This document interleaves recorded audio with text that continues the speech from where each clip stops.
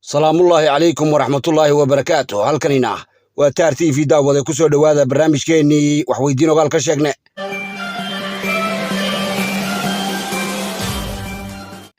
qodobada war iyo wacalan idinka hayna carreedeg waxaa ugu dooro taliyihii ciidamada araryuda somalilan oo la faduumiyey qarax lagu leeday oo gilgilay beledweyne dhimashada iyo dhaawaca dagaalkii ceebafoyn oo isa soo taraya. cabdiraxmaan cabdishakuur oo sheegay in laascaanood ay u doolaalo tageen daraanay dameerahoodu isgayin. etoobiya iyo masar oo laysu soo muqaynayo. biniin oo loogu geeraarayo. madhaxa digatiyo marnana way ku sugtaa. armeniya oo ku qaylinaysa in la bi'iyey gurigeeda iyo garaacdeedaba, iyo weliba kim jonuun oo uubada u biyeystay daanbari shiinaha. wararkaasi iyo warar kaloo dheeraada ayaanu idihaynaa ee ku soo dhowaada barnaamijkeenna.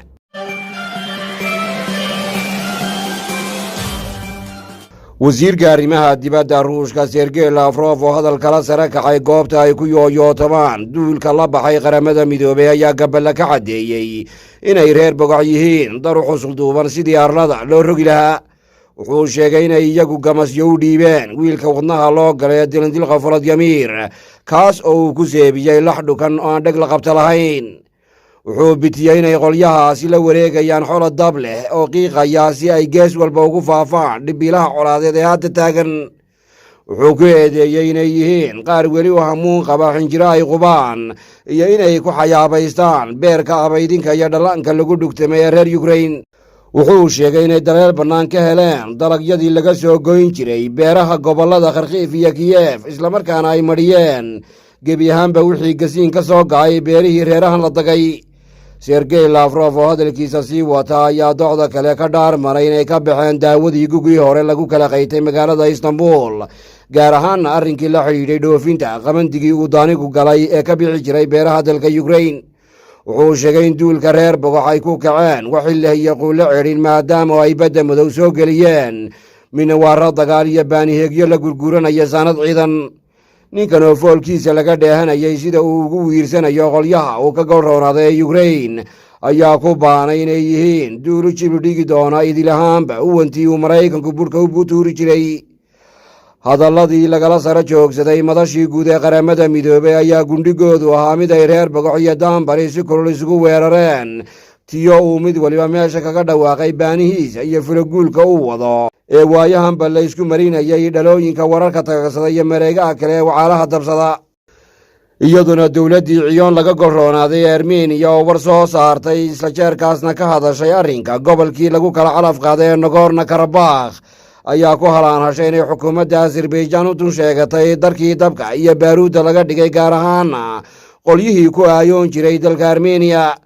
waxay sheegtay in loo baahan yahay sidii loo dhowri lahaa reerahan la jebiyey, kuwaas oo ay ku tilmaantay ilmidhiglayaal aan waxba iska ridi karin, islamarkaana aan haysan cid gurmad iyo gacan u fidisa. dowladda armeniya ayaa qaramada midoobey ka duraamatay inay col gaadh ka qabta u soo dunto gobolka nogorno karabakh, halkaas oo ay sheegtay inay ka soo yeedhayso qayladhaan ka soo baxaysa dalkii amiinta dheer lagu gunayn jiray. dharaaro ka hor ayay ahayd markii ay dowladda azerbaijaan muruq ku mahoobiday deegaamadii ugu dambeeyey ee gobolka nogorno karabakh oo ahaa meel ay xayiigtiisa dambaabta, hase yeeshe ay cawsan jireen ciidamo ku daaban docda armeniya. dowladda turkiga ayaa la sheegay inay dowri aar ka ahayd dagaaladii halkaas ka dhacay teer iyo gugii 2020, iyadoo si weyna wax u taaratay qolyaha ay isku dhiigga yihiin ee azerbaijaan, kuwaas oo la ogaa wacdarihi ay ka dhigeen meelihii la ysku mutay. weli waxaynu dhex mushaaxaynaa wararka daanbari, isaguna wiilka jeegada xiirta ee kim jonuun ayaa lagu soo warramaya inuu weysada u biyeystay xulubkaa xun iyo duulka indhaha shuqubaha leh ee shiinaha, kuwaasoo weylaalis u dhigay meel aan tahan ka dheerayn ceelka dalkaas looga taliyo ee dooxada beijing. ninkan oo dharaarahanba libin ku geeraarayay ayaa la sheegaya inuu dhankaas ugu jalbaasiyey si uu kulan ula soo qaato duqa indhaha yaryar ee shijibiin, kaas oo la soo warinayo inuu wiilkan u gacan haadiyey. labada nin ayaa la biniixinaya inay ka wada jalbeeban doonaan sidii xididada loogu adkayn lahaa, islamarkaana loo sii dhaadaadi lahaa xidhiidhka ay wadaagaan duubi wadaagta iskudhoonka ee daanbari. diigaanyada shiinaha oo waayahanba si weyn tunka ula soo baxday ayaa la soo warinaya inay baadigoob ugu jirto hanaankii lagu heli lahaa gaashaan dhinac u wada jeeda oo ay samaystaan qolyaha reer bogox kaadida ku dhajiya ee daanbari. wacaalaha qaar ayaa bitinaya inay xukuumadda beijing gamasyo u doonanayso sidan iyo waqooyiga kuuriya kuwaas oo ay u tumanayso qolyaha sula ka fiigay ee dhexyaalka jasiiradda gaarkeeda u tusmaysatay ee Taiwan.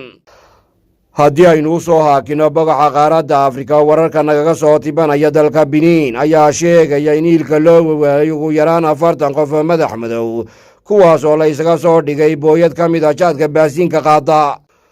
dadkan meesha ku idlaaday ayaa la sheegaya inay ahaayeen dar isugu dhafnaa wadayaal gaadhi iyo qaar kale oo deni ka ahaa sabaaxyada iyo siisowyada u kala goosha dalalka Benin iyo Nigeria. sidoo kale qooma daran ayaa lagu soo waramaya inay soo gaadheen dadkii ku sugnaa ama ka agdhowaa meeshan ay haamuhu ku qarxeen, kuwaas oo haatan lagu boogadhayayo fireeyaasha dadka lagu baanto. dalka Benin ayaa ka mid ahaa waddamadii u xaydxaytay inay col u dumaan dalka ay oodu kala rogan tahay ee Niger, kaas oo ay ku shuufeen duulkii tuutaha lahaa ee bilo ka hor talada ka maguujiyey ninkii Faransiiska kabaqaadka u ahaa ee Maxamed Bansuum, kaasoo lagu hubsaday booraan dawaco uu ilaa haatan ka jiiq leeyahay. sidoo kale dowladda Benin ayaa dhacan ku goysay toobiyihii dhanka badda ka iman jiray ee wax looga soo dejin jiray reeraha Naybey, kuwaas oo aan lahayn marsooyin iyo dekado ay wax kala soo degaan. weli wararka qaaradda Afrika aynu dhex qaadaynaa, dowladaha Masar iyo Itoobiya ayaa la biniixinaya inay yeelan doonaan isu qoorlaab lagu fahambiyi doono arrinka biyaha webiga Niil, kaas oo ay iskaga soo horjeedeen Qaahira iyo Addis Ababa oo si daran ugu kala ufooday.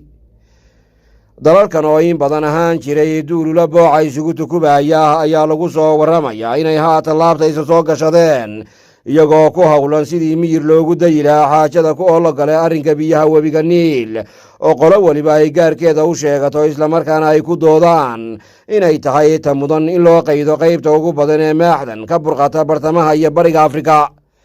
xukuumadda Qaahira ayaa dhowaan la golatim inay geedka garta la tiigsan doonto dowladda Itoobiya oo ay ku eedaysay inay gaar u xidhatay gorarkii biyaha ee webigan ka iman jiray.